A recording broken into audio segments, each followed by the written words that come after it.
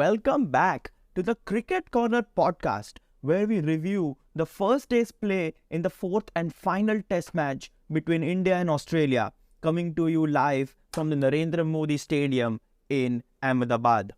Well, in the presence of both nations' prime ministers, Australian captain Steve Smith won the toss and elected to bat first, and you have to give it to Australia. They were completely dominant today thanks to Usman Khawaja's brilliant 100, which came in the final over of day's play.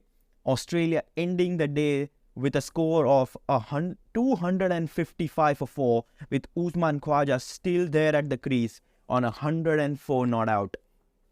Well, we are here to preview the first day's action, and as always, we start with how the pitch played out, because the pitch is the most talked about thing in this 4-day test series between India and Australia. So there were some talks about the Ahmedabad pitch, being greenish in nature, not being a rank turner like it was in Indore in the third test match and also in New Delhi in the second test match. But yeah, when the covers were rolled out, the pitch looked greenish. Well, it was not as green as like something you would see in let's say England or New Zealand, but it was green. It was dryish green, if that's even a word to describe pitches. I don't know, but yeah, there was a hint of grass, and a couple of balls bowled early on from the returning Mohammad Shami, who replaced Mohammad Siraj, and Umesh Yadav were doing bits. They were swinging the ball around, but the Australian opening pair managed to handle the wayward bowling and some balls that kept low as well. So the pitch, for the first time in this Border Gavaskar Test series, we have a pitch that is batting friendly, I would say, and it really meant that Australia took full advantage of the pitch, which is right in front of them. And none more than Usman Khawaja, as I mentioned, 104. He has played, he's been at the crease for the full 90 overs and has scored 104 runs from 251 deliveries, 15 fours, no sixes, a strike rate of 41.4. He was outstanding. And I feel like Usman Khawaja has been Australia's best batsman in this Border Gavaskar Trophy. Yes, he didn't have a good score in the first test match in Nagpur, but let's be honest, none of the Australian batsmen did. But in the first innings, in the second test match in New Delhi, he scored 81, looked destined to score a century, but didn't get it. He's finally got one now. So he scored 81 in the first innings in the second test match, 60 in the first innings in the third test match. Yes, he's flopped and scored single-digit runs in the second innings of both of them, but that doesn't matter. But he has really taken full advantage of the conditions and the pitch which lies in front of him at the moment. So he's gone a step ahead, and he's now had his first 3-digit score of the series. It's also the first time he scored a test century against India, and that also happens to be his first test century in Indian conditions, his 14th century overall. He's been arguably one of the best opening batsmen in test match cricket in recent history. But yeah, so Usman Khawaja, 104. And let's be honest, Khawaja was partnered well by the rest of the Australian batsmen as well. Travis Head to begin with, 32 for him. He started out in a counter-attacking mood. He was there couple of early overs, just knocking the ball around. But then when he got into his groove, he was scoring in boundaries. He was troubling the likes of Mohammad Shami and Umesh Yadav early on. 61 run stand between Travis Head and Usman Khawaja for the opening pair. Travis Head scoring 32 of 44 deliveries, 7 of 7 boundaries, so 28 runs just coming off boundaries for Travis Head. Marnus Labuschagne then came in, but Labuschagne was dismissed early for just 3 runs. Then came Steve Smith, and he, along with Usman Khawaja, added 79 runs for the third wicket. Yeah, for the third wicket. And they completely dominated India. I think the partnership between Steve Smith and Usman Khawaja completely derailed any momentum India would have had by picking Manas Labuschagne early. So when Labuschagne got out and Steve Smith came in to bat, Australia was 72 for 2, and there could have been a thought in the Indian playing 11 that, oh yeah, hang on, Australia, we have got an opportunity. Let's just get a couple of quick wickets. But I think the partnership between Steve Smith and Khawaja was really important to steady the ship and really toil with the Indian bowlers in the end, because Steve Smith scored 38 of, get this, 135 deliveries, just 3 fours, and a strike rate of 28. So Steve Smith's job was just to hang in there, get the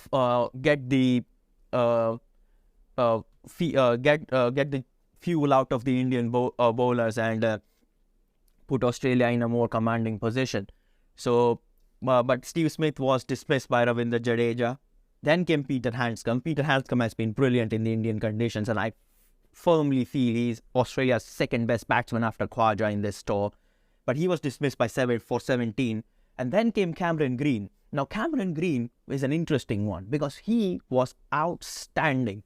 49 not out of 64 balls with 8 fours. India decided to take the new ball, I think, on the 81st or the 82nd over. And as soon as the new ball came in and the ball was handed to the likes of Umesh Yadav and Mohammad Shami, Cameron Green just started counter-attacking. He scored 8 fours for his 49 not out. And I think the last 10 overs of the day yielded 56 runs. So that's basically you're playing a one-day international, because Cameron Green was scoring a couple of boundaries each over. And I think that's where you realize that Australia are really serious about piling on a big score. Because let's be honest, this is Australia's best score so far in this series. And none of the two sides had even gone past 300. Like, I think it happened once when India piled up 400, but I haven't seen a score of 300 plus in the second and the third test match. But yeah, once again, congratulations to Usman Khawaja and Steve Smith, both of them adding 79 runs between them. And it was also the first time in this series that a wicket didn't fall for an entire session. Like from lunch to tea, I think it was Steve Smith and Usman Khawaja batting, adding some 70 odd runs, and it was really vital. And this is also the first time in the series that India had to take the second new ball. So you can see how these stats say that the day completely belongs to Australia. And I'm really pleased to see that Australia are having a decent enough chance to get a big score on and then trouble India with their 3 spinners and Mitchell Starc and Cameron Green. Despite that 70-run partnership steadying the Australian innings, it was actually the partnership between Khawaja and Cameron Green which was the highest of the lot.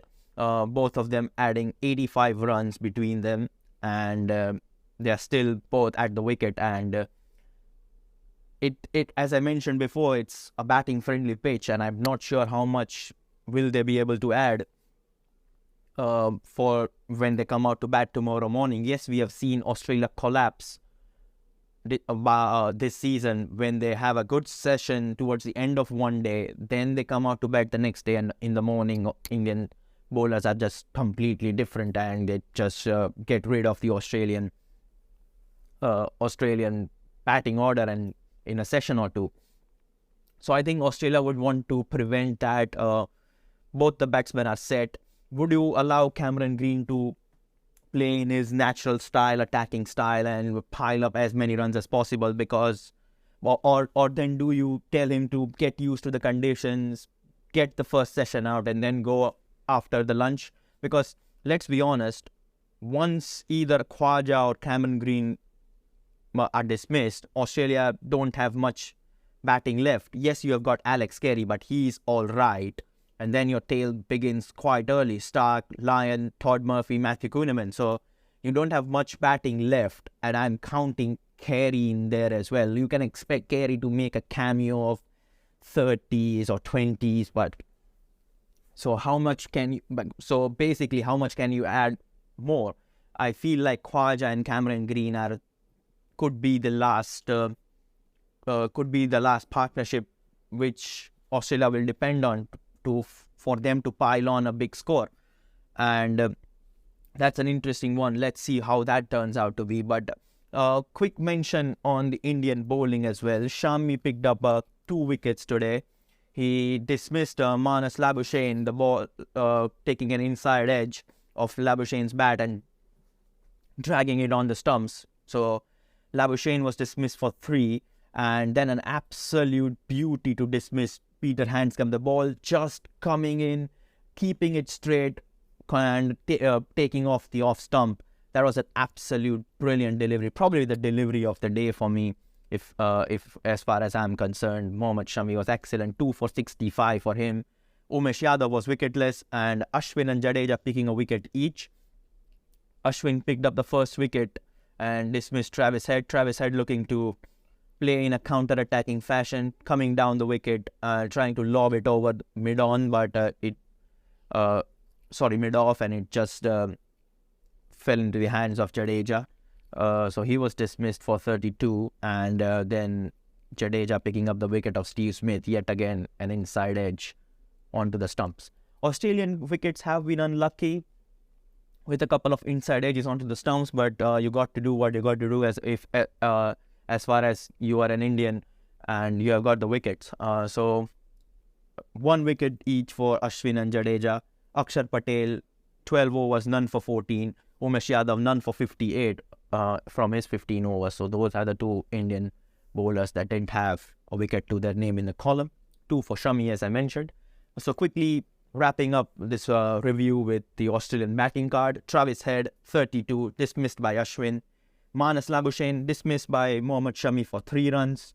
Steve Smith, bowled by Jadeja for 38. Handscomb looked decent with the short stuff and pulling the ball away, but he was dismissed for 17 by Mohammad Shami. So at the wicket, we still have Usman Khawaja unbeaten on 104 and Cameron Green unbeaten on 49.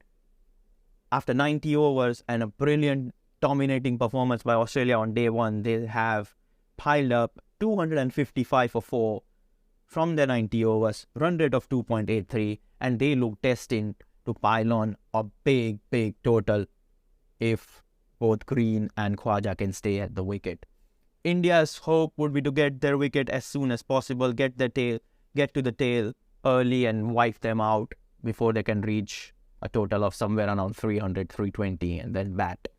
I'm pretty certain India are going to bat tomorrow. It's a question of when do they get the chance to bat. Will it be somewhere in the first session, towards the end of the day? You never know, but India is definitely going to bat.